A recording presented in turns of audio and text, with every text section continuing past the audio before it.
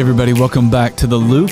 All week this week, we're looking at the Old Testament book of Jonah, and today we want to wrap it up. We know that Jonah ran from God, but we don't really know why he ran from God until we come to the fourth chapter of the book. When God gives the Ninevites a second chance, Jonah gets ticked. He actually said to God in verse 2, "This is the very thing I tried to avoid by fleeing to Tarshish. I knew you were a gracious and compassionate God, slow to anger and abounding in love." You know why Jonah is ticked and why Jonah ran from God in the first place? He hated the Ninevites. They were his enemies.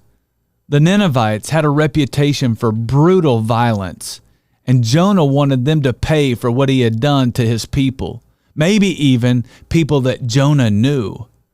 It's interesting. We love it when God gives us a second chance, but we hate it when God gives our enemies a second chance. So let me ask you, do you want your ex to pay for what they did to you? Or do you want your ex to receive grace in spite of what they did to you?